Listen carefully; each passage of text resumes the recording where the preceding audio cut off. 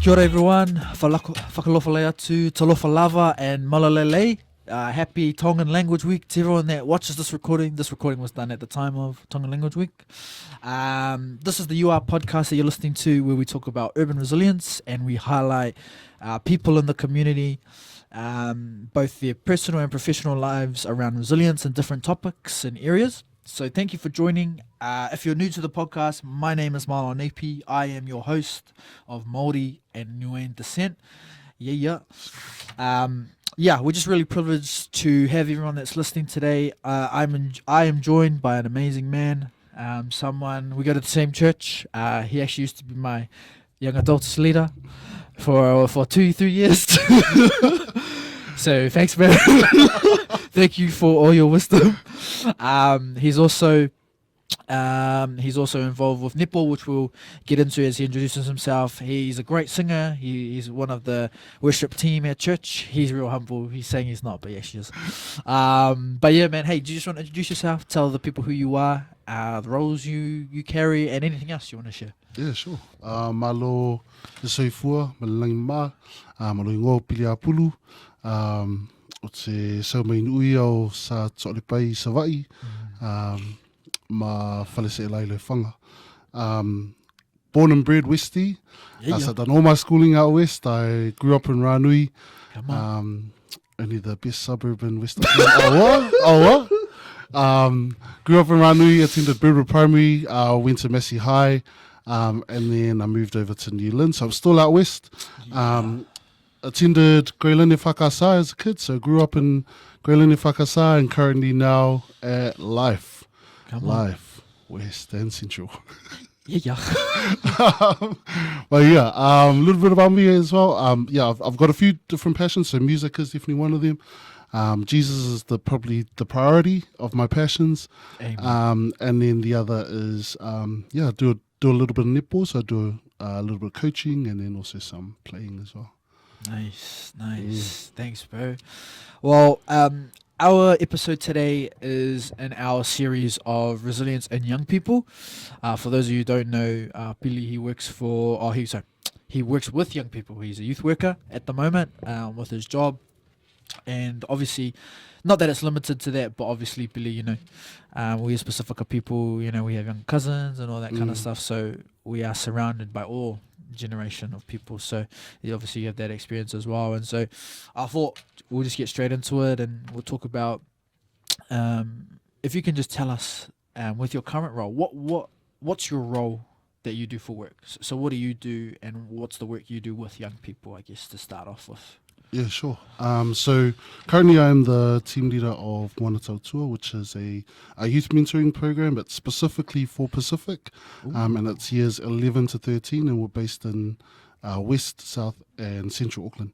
Wow. So we're currently in 5 different schools, and part of my role, other than just leading and checking in on my own team, I've also got a caseload of young people as well. I think it's it's a term used in our field of work, which is YPs. So if you hear me say YP today, I'm referring to young people. So I've got a caseload of young people, and basically it's one-on-one in-school mentoring. The program itself was birthed because of COVID, so it's a COVID response and recovery program. Oh, wow. And it came about after, I don't know if you saw an interview that John Campbell had with a young lady from Aorere College. I think she was the head girl at the time. But she was talking about the struggles that Pasifika learners have because of COVID. And struggles or toxic stresses that have been added because they are Pasifika. So acknowledging our values as I guess the biggest value of all, ainga, and the love and respect that you have for your ainga. And so having to make the decision on whether you go to school or whether you're going to drop out and help your family, because if we all remember, we should remember because it was only 2 years ago, but when COVID hit, it also meant a lot of redundancies across the board. So a lot of our parents were losing their jobs, and so kids were then asked to go and work in supermarkets or whatnot to help make up for, I guess, just that financial side that was lacking at the time, and still is today. So I mean, it's not just that, but there's also been social anxieties because of having to go in and out of lockdowns. Yeah. So there's so many things that COVID has brought about that wasn't there before, or may have been there a little bit in the past, but Yeah. has been, I guess, emphasized since. Wow. And so a lot of our job is just coming alongside them one-on-one in school time, Yeah. and we do weekly sessions, and we do some group sessions as well, which is called Tautua sessions. Wow. And those Tautua sessions touch upon things like resilience or financial literacy, Wow. or the Pacific Whale Whunu model, Yeah. where we look at your overall well-being and stuff like that. And then in our one-on-one Wow. sessions, we're able to have a bit more of an in-depth conversation around, Yeah. okay, how are you actually really doing? Really doing. Yeah. Wow. And that's obviously after you build that connection with them. So Yeah. that's a little bit about, well, not a little bit, that's Moana Tautua, Yeah. and what Wow. we do and what I do. Yeah. Wow. Wow. Thanks, bro. That's yeah, definitely needed. And I guess the climate we live in now, that there's no sense of normal, I guess, say, from what it used to be pre-COVID. You know, everyone's still recovering, and I guess people are still trying to find themselves, especially young people, Yeah, with all the 100%. pressures and decisions they have to make, especially studying whilst in a world where, you know, COVID is still very much a thing. Yo. And then saying that, brother, like with what you do and the role you play, is there like can you give us an example of you dealing with a young person maybe, or where you've had the journey with a young person, or you currently are, where you've seen just a sense of resilience in that young person, or you've just seen such a dramatic shift in their mindset or change in how they've done things, and maybe you kind of thought at the beginning, oh, you could see when they came to you, they probably like weren't in the best kind of shape in terms of like health or well-being or just education, and how you've kind of helped to journey, or even you've just seen the young person kind of as they've been involved with your program, kind of improve, I guess, and come to a better place. Yeah, Yeah. 100%, man. There'll be quite a few, not even just in the program, but also I used to coach in schools as well. Yeah. Wow. One Tree Hill, and Auckland Girls, Wow. and you come across it all the time, eh? But I think a classic example, and I use this one quite a bit because I'm still working with the kid now, Yeah. but basically, yeah, there was a young person on our program who, when we were doing our check-ins and having our conversations, he seemed all good, and it just so happened that my brother had taken in this girl from another school, from Auckland Girls. It was his daughter's friend, to stay with him. Wow. And then he was talking about how they'd been, her and her siblings had been kicked out of a house and whatnot. So I went over and I was having a conversation with him and trying to see how we could help this girl. Yeah. Only to find out that the girl was the guy's brother, the one that my young person that I Oh. I Wow. have my sessions with. Yeah. Yeah. Which I never would have known until we had I had a little Talanoa with the girl that was staying with my brother. Oh, wow. But even the kid himself didn't open up to anyone. Wow. So I went back to school the next day and I had a conversation with him, and he was real shocked that I had found out that he was sleeping in a van in a driveway Wow. at a relative's house. So there were 3 or 4 of them that had been kicked out of their house. My gosh. And then basically it was in the middle of winter last year, Wow. and he was sleeping by himself in the van, and that kind of just hit hard, because you're like, Oh, of course. man, I saw him the week before, Yeah. and he's fine. Like he's coming across as if he's fine. Yeah. And so you start thinking, oh well, are our Talanoa, is our one-on-one chickens, is it actual genuine? Are they Yeah. open? Do they trust you enough to open up in circumstances like that? Yeah. So then having that conversation with him, he became a little bit more vulnerable with me as well. Wow. I think like the thing is that, and I learnt this quite early on in the piece, is that they will.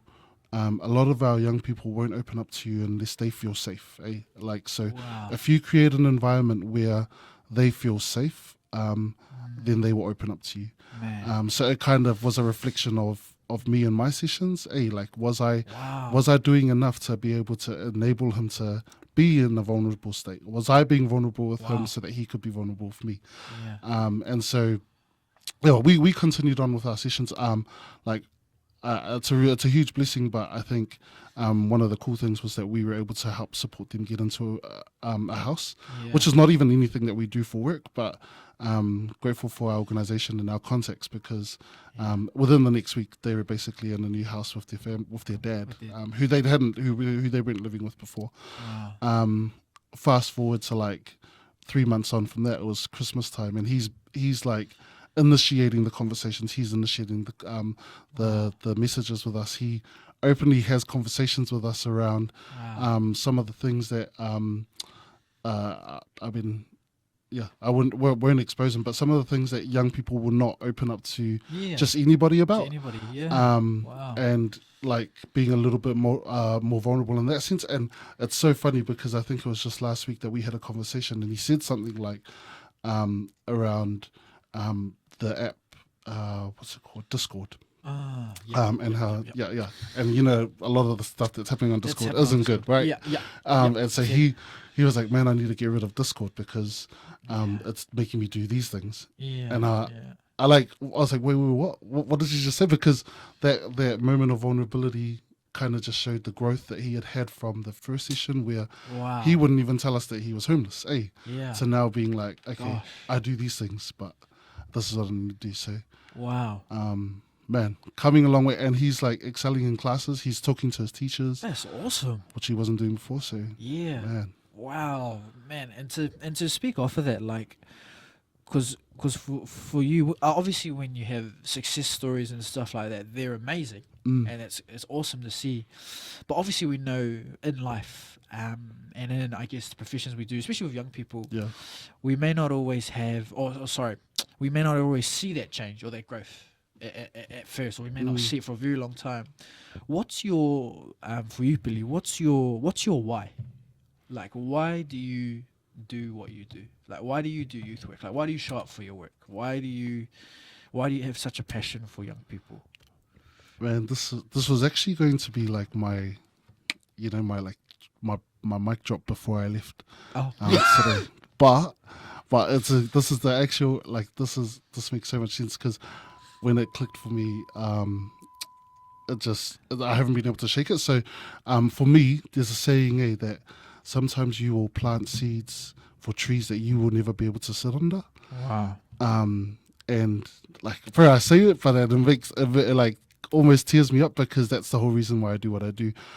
Is because I know that I won't be able to sit under, or like the kids that I'm helping now, what they gain from it, it's going to benefit people. People are going to be able to sit under it, and receive the shade that a tree gives. I might not be able to, but their families will be prosperous because of these seeds that I might have planted or I might have watered. Wow.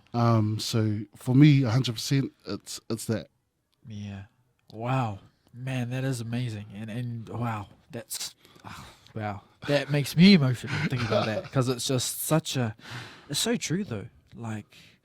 And yeah, like I said with our other episode with David, who came on in his episode, there's such a power. I guess. Sorry, let me rephrase this. I think our rangatahi and our youth, our young people of today, there's so much. I don't know if you feel this, Billy, but there's so much information about them that gets talked about in the media and the news, and like how, or with ram raids that are going on recently, or like, you know, young people, this up percentage in stabbings or this kind of thing. But I guess to change the narrative or shift the narrative in terms of young people, like our young people are actually very resilient. 100%, man, 100%. Like, I think I was reflecting on it like 2 weeks ago about how, like, being a teenager is tough, right? Like, being a teenager is so damn hard. We know because we've been teenagers. Yeah, of course. But then being a teenager with COVID, with social media, with, like, as taboo as it is, porn being at its peak. So true. All of these other things that, like phones. It's so hard. And so when you see a kid smiling, man, they're living this teenage life that we used to live, along with all these other barriers. Other stuff. Yeah. So I 100% agree with that, man. They are so resilient. Yeah, 100%. And then I guess the other question, bro, I wanted to ask is, what is resilience to you? Like what does resilience? What does that look like? What does that? Can you give an example, or from your own personal life or professional? Or yeah, what does resilience mean to you when you hear that word? Resilience to me is is basically, as I want to say, like a form of strength. Is knowing, I guess, taking on everything that comes your way, Yeah. and being able to, I guess, just like push through.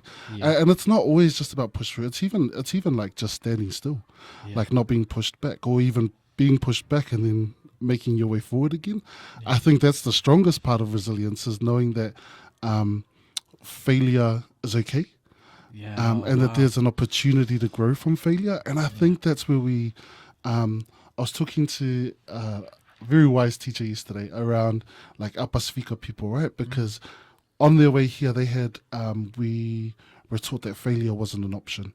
Yeah. And that's because you fail, your boat sunk. Like Yep. We were navigators. And So then navigate it, in the middle of the ocean on their way here, there was no option to fail. And if you failed, then you didn't make it to your destination. And so it's almost like a mindset that's stayed with us ever since. Yeah. And so as Pasifika people, we only know success. We only aim to be the best. And when you're not the best, and even if you come second, oh man, that's not good enough. That's a failing opportunity. But I mean, that's a fail. But one of the things that I think resilience is knowing that it's okay to fail, or it's okay to come second. But Very then reviewing that and, okay, how can I move forward? Yeah. Wow. Yeah. Man, wow. Yeah, thank you, bro. Thank you. That makes total sense. And I guess for Pacifica, you're so right, man. Like, people don't understand. And I guess, like, obviously you remember, Billy A, remember when the news was covering, and there's a lot of talk in the news cycles going around that, like when that church got that, the Delta, was it? Yeah. And it came, and they were talking about the church out in South Auckland, the Pacific Island Church, Yeah, they were like, and then it's obviously, numbers grew after that. Yeah. But people started blaming, like, South Auckland, Pacific Islanders, they're bringing it all over. But like, actually, instead of thinking about it from that view, and like you said, think about it from the other view. Like, this churches, if you think about it, they were the main community hubs for people when COVID was at its peak, or when COVID hit us the first time. 100%. With food banks, providing that support, whether that's like, pastoral, obviously spiritual support, but even just being there in the community, saying, hey, like, we're trying to help. But then obviously you see this in the media where they flip the narrative. It's like, you guys brought Delta to us. Yeah. Which, if you think about it, Delta was going to come here regardless. Because COVID did. Yeah. And it's like what you were saying, Billy. Like, I love what you said about that, because Pacifica, it's in us, right? Yeah. It's just that innate, that's in our nature, because our ancestors, like you talked about, they navigated, here. To Aotearoa. They navigated here to seek, and obviously, some of our grandparents and that, they came over by boats and planes for a better life, right? For the generations to come after them. And so, my final question to you, bro, just to wrap up our session, for you, what's either for yourself, what's some wise words you were told by either a grandparent or your parents or a mentor or whoever, or maybe your young person, or wise words that you live by that you would give to someone that is in the field of youth work, or is maybe just a youth leader at church, or they're just interactive, got younger brothers and sisters? What would you say? What wise words of advice would you give to people who deal with sorry, I shouldn't say deal with, because that sounds bad, who journey with or walk alongside young people? What would your advice be? Oh, that's a big question, my guy. I know. We're all about big questions. There's so many. It's actually quite funny, because on the way here, I just kept hearing a verse over and over again. But it was also something that my dad used to always say about our his grandkids and stuff, and it was just to teach them in the way that they should go. And I think it's as simple as that. We we actually need our people to stand up and teach them in the way that they should go, because a lot of the times we second guess ourselves and think we're not good enough. But then if not you, then who? I would say that that's my mic drop, Bruce. We are. Wow. Thank you. Well, thank you, Pilli. Thank you for coming on, brother. Very blessed and privileged to have you. No worries. To everyone that's listened today, hope you're encouraged, hope you're inspired, hope you were challenged as well. And yeah, thank you to everyone who's listened today. If you've liked our content, please like, subscribe and share, and also follow us on all our platforms, newpatch.com, our main website. Also follow us on YouTube, Facebook, Instagram, Twitter, all our platforms. Follow and, it all. Follow all of it. Yeah. And yeah, just have a awesome day. So malo, everyone. Thank you very much. Malo. Shut up.